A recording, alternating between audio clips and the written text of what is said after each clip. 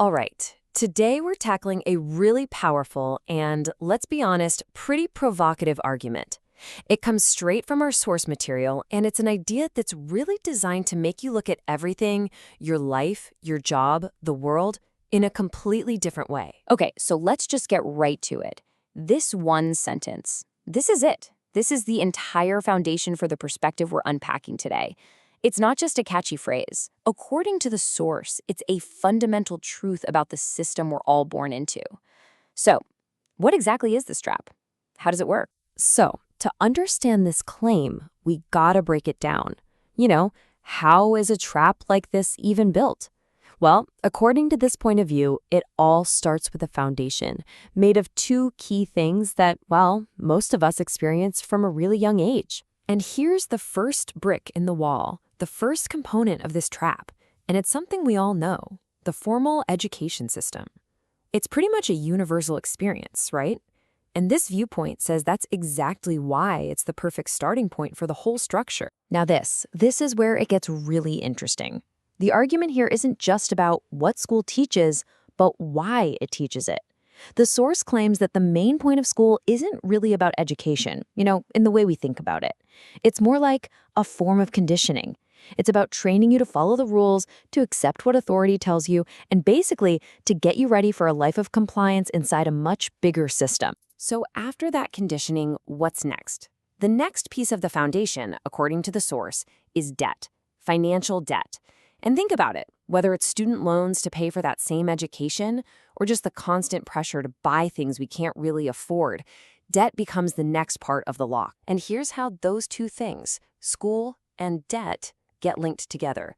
This viewpoint argues that we willingly take on all this debt because we want comfort, right? A decent car, a nice place to live, the latest phone. But it says this isn't just a purchase, it's a trade. The price you pay for all that comfort is your actual freedom, because now you're tied to having to constantly earn money. Okay, so with that foundation in place, the conditioning from school and the obligation of debt, the source argues that now a cage gets built all around you. And, every cage needs a leash. This is where a really powerful metaphor gets introduced, the leash. And the argument is super explicit here. A job in this trap isn't there to give you a sense of purpose or fulfillment. Nope. Its primary role is to be a mechanism of control. It's the leash that keeps you hooked into the system, forcing you to keep working to pay off the debt you took on to get those comforts in the first place. And you can see how this becomes a cycle, right? A self-reinforcing loop. The job is your leash. Then you have distractions, what the source calls cheap dopamine, that keep you calm and occupied. Then the goal becomes chasing what's called fake success. Job titles, maybe a bigger house, more stuff. And the result of this whole cycle, you completely forget about your own real power and your own potential. So let's just lay it all out. These are the tools the source says are used to build and maintain this trap.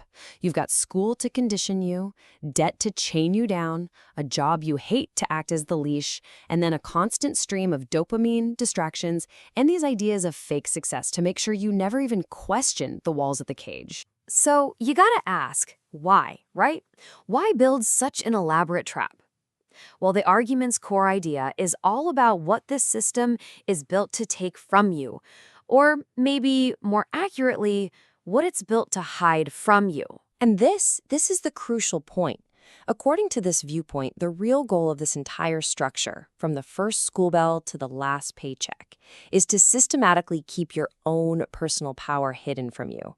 The system works, it argues, only if you never realize the incredible ability you have to create, to choose, and to live life completely on your own terms. So ultimately, the source material boils everything down to this. One single, very stark choice. It's a fork in the road.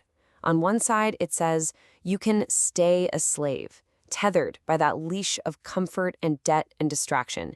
Or, on the other side, you can cut the rope, break free from the whole system, and reclaim that power and freedom you forgot you had. And that's pretty much the whole idea in a nutshell. It's a provocative argument, for sure. It's not necessarily meant to be taken as absolute gospel, but it is meant to make you think, to make you question things. So we'll leave you with the very same question the source wants you to ask yourself. They call it a trap. What do you call it?